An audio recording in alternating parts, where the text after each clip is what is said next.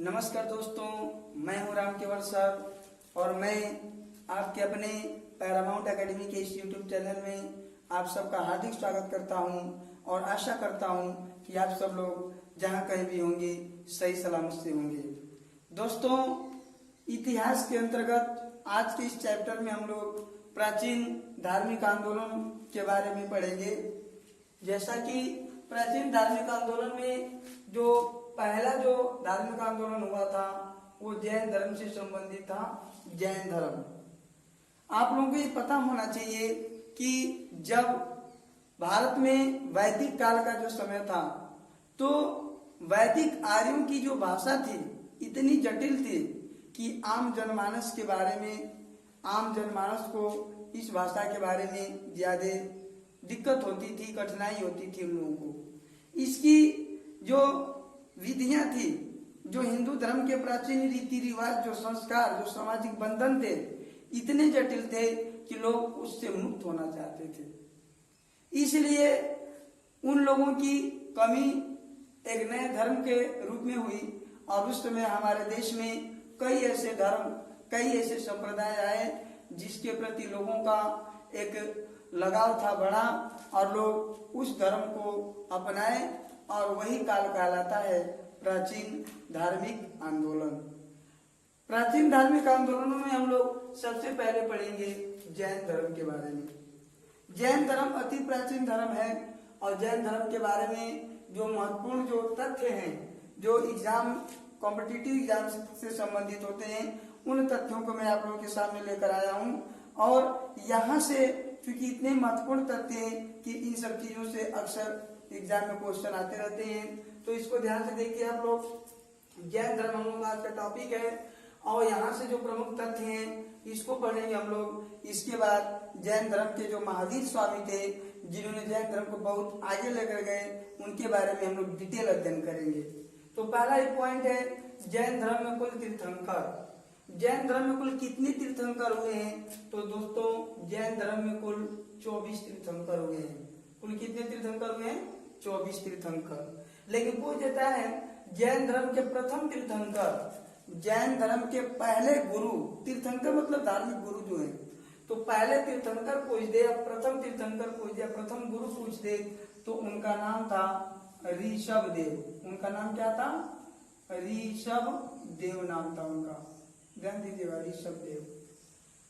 लेकिन अब पहले हैं तो दूसरे तीसरे सबसे तो नहीं पूछता है, लेकिन पहले 23वें और 24वें तीन लोगों का आपको याद रखना जरूरी है। तो इसीलिए हम उन्हीं लोगों का लिखे भी हैं। जैन धर्म के 23वें कोई तीर्थंकर पूछ दे तो 23वें जो तीर्थंकर थे उनका नाम था पार्श्वनाथ।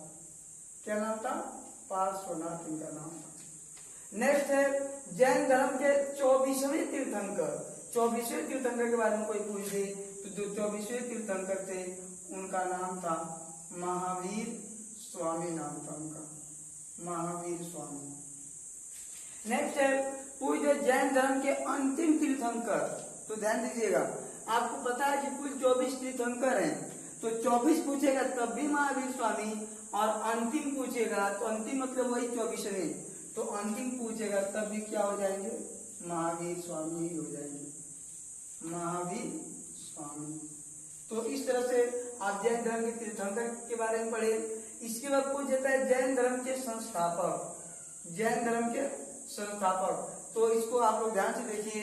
यदि यह प्रश्न पूछा है कि जैन धर्म के संस्थापक कौन थे या कौन हैं, और यदि उस प्रश्न में विकल्प के रूप में ऋषभ देव भी दिया है और महावीर स्वामी भी दिया है तो आप ऋषभ देव को लगाएंगे। लेकिन यदि ऋषभ देव नहीं दिया है तब महावीर स्वामी को लगाएंगे। इन दोनों में से कोई भी एक विकल्प में है तो उन्हीं को लगाएंगे। दोनों यदि दिया है तो आप ऋषभ देव को लगाएंगे। तो जैन धर्म के जो संस्थापक थे उनका नाम था ऋषभ देव। ऋषभ देव।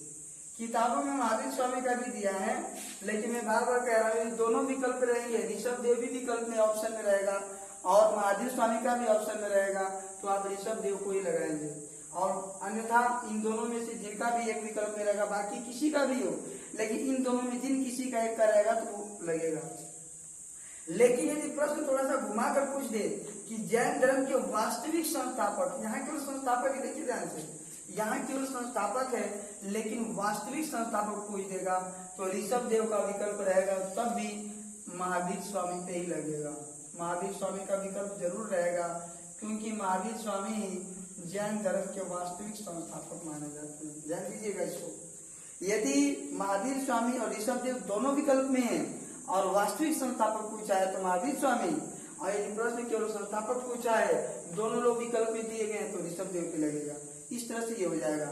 नेक्स्ट है प्रमुख तीर्थंकर व उनके प्रतीक। 24 तीर्थंकरों के बारे में तो नहीं, लेकिन मैं बार बार कह रहा हूँ, पहले 23वें और 24वें जो तीर्थंकर है काफी महत्वपूर्ण है। तो इन तीनों के बारे में कभी कभी प्रतीक पूछ देता है कि इनका क्या प्रतीक था, उनका क्या चिन्ह था, क्या सिंबल था। तो पूछ देता है ऋषभ देव का क्या प्रतीक था। तो ध्यान दीजिएगा इसको। ऋषभ देव का प्रतीक जो था वृषभ था, वृषभ, और पार्श्वनाथ का सांप था, सांप। कभी विकल्प में केवल सर्प फण दिया रहता है तो बात वही है। और महावीर स्वामी का पूछ देगा क्या प्रतीक चिन्ह है तो सिंह। तो ये तीनों ऋषभ, देखिए इनको कैसे याद करेंगे, ऋषभ वृषभ मिल रहा, देखिए ऋषभ वृषभ, ऋषभ वृषभ। ऋषभ देव का क्या प्रतीक है, वृषभ। वृषभ मतलब होता है बैल, वृषभ को क्या कहा जाता है, बैल कहा जाता है। तो ऋषभ देव का प्रतीक बैल हो जाएगा। पार्श्वनाथ का सांप और महावीर स्वामी का शेर या सिंह। तो यहाँ से भी कभी तो नहीं, ये अक्सर एग्जाम में क्वेश्चन आ जाता है। तो इन सब चीजों को अब इसके बाद महावीर स्वामी के बारे में या अन्य चीजों को पढ़ेंगे हम लोग।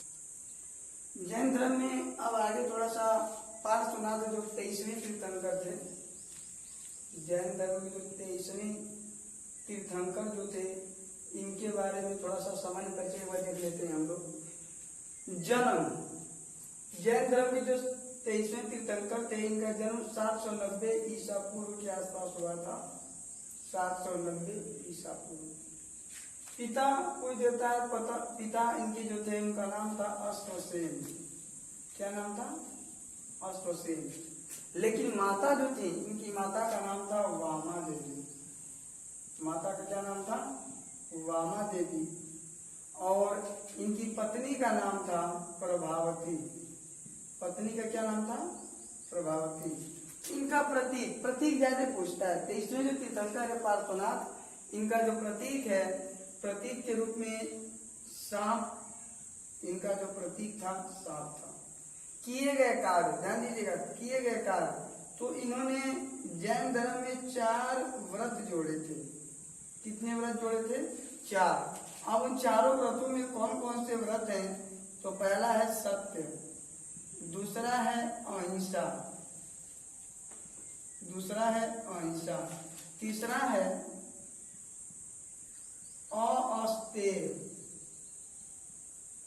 अस्तेय, और चौथा आ जाता है इसमें अपरिग्रह। एक चीज और ध्यान दीजिएगा, जैन धर्म में पंच महाव्रत पूछ देता है। पंच महाव्रत किसने जोड़ा था, तो पंच महाव्रत में जो पांचवा, जब 5 व्रत हो जाएंगे तो 5वां जो व्रत आएगा उसमें ब्रह्मचर्य होता है, उसको महावीर स्वामी ने जोड़ा था। लेकिन बाकी के 4 व्रत जो हैं ये पार्श्वनाथ ने जोड़ा था। यही ज्यादा पूछता है कि जैन धर्म में जो 4 व्रत हैं इसको किसने जोड़ा था, तो पार्श्वनाथ जी ने जोड़ा था।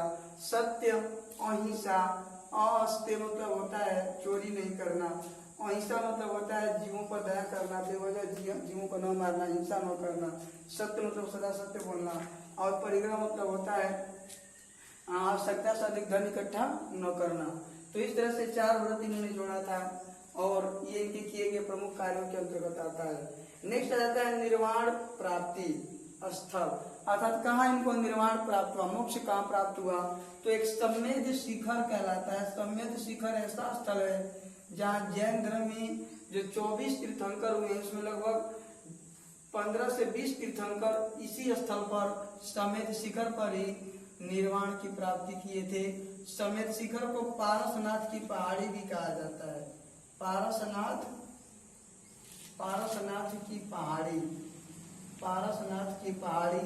ये जो पहाड़ी है, गिरिडीह एक जिला है, गिरिडीह, गिरिडीह जिला यह पड़ता है, झारखंड में पड़ता है, झारखंड में है। तो वहीं पर यह है, उसी समेत शिखर पर इनको निर्माण प्राप्त हुआ था। तो इस तरह से हम लोग जैन धर्म के जो 23वें तीर्थंकर थे पार्श्वनाथ, इनके बारे में अध्ययन किए। अब हम लोग पार्श्वनाथ को पढ़ने के बाद जैन धर्म के जो अंतिम तीर्थंकर महावीर स्वामी थे, उनका एक जीवन परिचय देख लेते हैं। यहाँ से भी कभी कभी एग्जाम में क्वेश्चन आ जाता है, तो महावीर स्वामी को देखिए ध्यान से, इनका एक सामान्य जीवन परिचय। आपको पता है कि महावीर स्वामी जैन धर्म के 24वें तीर्थंकर थे, जैन धर्म के अंतिम तीर्थंकर थे, जैन धर्म के वास्तविक संस्थापक थे। ये सब इनके बारे में है। तो इनका जन्म जो हुआ था, जन्म 540 ईसा पूर्व में हुआ था, 540 ईसा पूर्व में। लेकिन स्थान कोई पूछते इनका स्थान कहाँ हुआ था, इनका जन्म कहाँ हुआ था, तो जन्म का स्थान जो है कुंडग्राम, कुंडग्राम में हुआ था। कुंडग्राम जो है वैशाली जिले में पड़ता है, वैशाली। और वैशाली जो है यह बिहार में पड़ता है। वैशाली कहाँ है? बिहार में। तो कुंडग्राम के वैशाली में हुआ था। पिता जो थे, इनके पिता का नाम सिद्धार्थ था। इनके पिता का नाम क्या था? सिद्धार्थ। सिद्धार्थ। कभी कभी इनका वंश पूछ देता है सिद्धार्थ का, तो सिद्धार्थ जो थे ज्ञात्रक कुल के क्षत्रिय थे, ज्ञात्रक क्षत्रिय कुल, क्षत्रिय कुल के थे। माता का नाम इनके जो था त्रिशला था। इनकी माता का क्या नाम था? त्रिशला। यह लिच्छवी वंश का जो राजा था, लिच्छवी राजा, उसका नाम था चेटक। तो चेटक की बहन थी इनकी माता, लिच्छवी नरेश चेटक की बहन थी जो त्रिशला थी। तो इस तरह से हम लोग जन्म के बारे में देखें महावीर स्वामी के। इनका जन्म 540 ईसा पूर्व में हुआ था, कुंडग्राम वैशाली बिहार में हुआ था। पिता का नाम सिद्धार्थ था, ज्ञात्रक कुल के थे, ज्ञात्रक क्षत्रिय कुल के थे। माता त्रिशला थी जो लिच्छवी शासक चेटक की बहन थी। नेक्स्ट है बचपन का नाम। तो इनके बचपन का नाम वर्धमान था। क्या नाम था? वर्धमान। पत्नी, जब ये बड़े हुए तो इनका विवाह हुआ था यशोदा नामक कन्या से, यशोदा। इनको एक पुत्री भी उत्पन्न हुई थी, उस पुत्री का नाम था प्रियदर्शनी। क्या नाम था? प्रियदर्शनी। और प्रियदर्शनी का जो विवाह हुआ था जामिल के साथ हुआ था। तो इनके दामाद का क्या नाम था? जामिल। किताबों में कहीं कि जामिल का नाम जामाली भी मिलता है, जामाली भी मिलता है, ध्यान दीजिएगा। तो इस आधार पर आप इनका एक संक्षिप्त जीवन परिचय भी दे सकते हैं कि महावीर स्वामी का जन्म 540 ईसा पूर्व में कुंडग्राम वैशाली में हुआ था। इनके पिता का नाम सिद्धार्थ था जो ज्ञात्रक क्षत्रिय कुल के थे। इनकी माता का नाम त्रिशला था जो लिच्छवी शासक चेटक की बहन थी। इनकी पत्नी का नाम यशोदा, पुत्री का नाम प्रियदर्शनी और इनके दामाद का नाम जामिल था। अब महावीर स्वामी से संबंधित अन्य बातों को हम लोग देखें। महावीर स्वामी में आगे हम लोग पढ़ेंगे कि ज्ञान प्राप्ति से संबंधित प्रमुख तथ्य महावीर स्वामी के बारे में। इसके पहले हम लोग उनके जीवन परिचय को पढ़े थे कि उनका जन्म कहाँ हुआ था, उनके माता पिता कौन थे, उनके बचपन का नाम क्या था, उनकी पत्नी का नाम क्या था, पुत्री का नाम क्या था, उनके दामाद का क्या नाम था। इन सब चीजों को पढ़े थे। लेकिन महावीर स्वामी जब बड़े हुए तो 30 साल की आयु में अपने बड़े भाई नंदीवर्धन की अनुमति से उनसे अनुमति लिए और अनुमति लेकर के वो घर छोड़ दिए। घर छोड़ने के बाद उनके गुरु मिले, मक्खली पुत्र गोसाल, उनको अपना पहला गुरु बनाए। उसके बाद ये जिरिम्बिक नामक स्थान पर गए, वहां पर 12 साल तक कठिन तपस्या किए। अब 12 साल तक कठिन तपस्या करने के बाद 42 साल की जब आयु हो गई, ध्यान दीजिएगा, 30 साल में घर छोड़े थे, अब 12 साल तक कठिन तपस्या किए, तो 30 और 12 42 साल की अवस्था में इनको ज्ञान की प्राप्ति हुई थी। और पूछ देता है कि इनको ज्ञान की प्राप्ति किस स्थान पर हुई, तो जिरिम्भिक नामक स्थान पर हुई थी। किस वृक्ष के नीचे हुई थी, साल वृक्ष के नीचे। किस नदी के किनारे हुई थी, ऋजुपालिका नदी के किनारे। और ज्ञान प्राप्ति के बाद इनको किन किन नामों से जाना गया, तो ज्ञान प्राप्ति के बाद ये अनेक नामों से जाने गए, जिनको हम यहाँ पर बताया जाएगा नया नाम। ज्ञान प्राप्ति के बाद इनको किन किन नामों से पुकारा गया, इन सब चीजों के बारे में चर्चा करेंगे। तो इस टॉपिक में देखिए ध्यान से, गृह त्याग किस वर्ष, कितने वर्ष में किए थे, 30 वर्ष की आयु में, 30 वर्ष में। लेकिन ये ध्यान दीजिएगा, अपने बड़े भाई नंदीवर्धन की अनुमति से, नंदीवर्धन की अनुमति से ये घर छोड़े थे, अनुमति से। नेक्स्ट है गुरु का नाम, तो इनके गुरु का नाम था मखली पुत्र गोशाल। ये आजीवन संप्रदाय के संस्थापक भी माने जाते हैं, मखली पुत्र गोशाल। तपस्या किए, कितने साल तक तपस्या किए थे, 12 वर्ष तक, 12 साल तक, 12 साल तक। ज्ञान मिला कब, 42 वर्ष की आयु में, 42 वर्ष की आयु में। 30 साल तक घर, 30 साल में घर छोड़े, 12 साल की आयु तक ये तपस्या किए, तो 42 वर्ष की आयु में इनको ज्ञान मिला था। ज्ञान किस स्थान पर मिला था, ज्ञान प्राप्ति स्थल तो पूज्य था कोई, तो जिरिम्भिक नामक स्थान पर। ध्यान दीजिएगा, जिरिम्भिक नामक स्थान पर इनको ज्ञान की प्राप्ति हुई थी। उसके बाद वृक्ष पूछ देता है, किस वृक्ष के नीचे ज्ञान की प्राप्ति हुई थी, तो साल वृक्ष के नीचे इनको ज्ञान की प्राप्ति हुई थी। नदी पूछ देता है, नदी तो ऋजुपालिका नदी। कौन सी नदी थी, ऋजुपालिका नदी के किनारे इनको ज्ञान की प्राप्ति हुई थी। और जब इनको ज्ञान मिल गया, तो ज्ञान प्राप्ति के बाद ये अनेक नामों से जाने गए। उन नामों में जो प्रमुख नाम है, जैसे इनको जीन भी कहा गया, जीन विजेता, पूज्य कहा गया, अरहत कहा गया, बंधनहीन कहा गया, बंधनहीन, निर्गंधहीन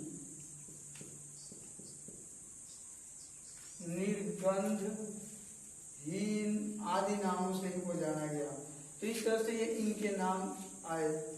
ज्ञान प्राप्ति के बाद इनको नया नाम ये मिला सब, जीन, विजेता, पूज्य, अरहत, बंधनहीन, निर्गंधहीन आदि नामों से इनको पुकारा गया। ज्ञान प्राप्ति के बाद प्रथम उपदेश इन्होंने अपना प्रथम जो उपदेश दिए थे, ये विपुलांचल पहाड़ी पर दिया था। ध्यान दीजिएगा, इन्होंने पहला जो उपदेश दिया था वह विपुलांचल पहाड़ी पर दिया था, इन्होंने विपुलांचल पहाड़ी पर दिया था।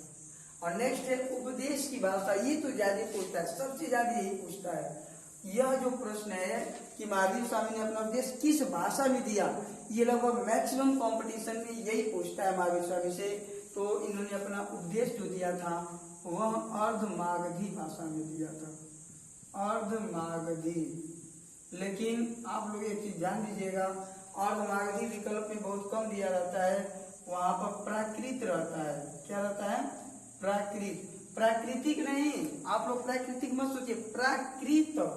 तो प्राकृत रहे चाहे अर्धमागधी रहे, दोनों एक ही चीज का नाम है। विकल्प में प्राकृत ही ज्यादा देता है, लेकिन कभी कभी प्राकृत न दे तो अर्धमागधी दिया रहेगा, तो आप उसी को समझिएगा, क्योंकि अर्धमागधी को ही प्राकृत कहा जाता है या प्राकृत को अर्धमागधी कहा जाता है। तो विकल्प में प्राकृत ज्यादा रहता है, अर्धमागधी कहीं कहीं कभी कभी दे देता है। तो ये हो गया। मृत्यु इनकी कब हुई थी, तो जब ये 72 साल की आयु के हुए, 72 वर्ष की आयु में, 72 वर्ष में, तो 72 वर्ष में जब ये हुए, तो आपको पता है ईसा पूर्व में इनकी मृत्यु हुई थी। तो इनका जन्म 540 ईसा पूर्व में हुआ था, और 72 साल जब घटाएंगे तो 468 ईसा पूर्व हो जाएगा। ये घटाएंगे जब, तो ये 8 हो जाएगा, यहाँ पे बचेगा 3, 13 में से 7 जाएगा 6, यहाँ 4, 468 ईसा पूर्व। कार्यकाल कोई पूछे कब इनकी मृत्यु हुई थी, किस ईसा पूर्व में, तो 468 ईसा पूर्व में। जन्म 540 ईसा पूर्व और मृत्यु 468 ईसा पूर्व में। तो इस तरह से 72 साल जिए थे।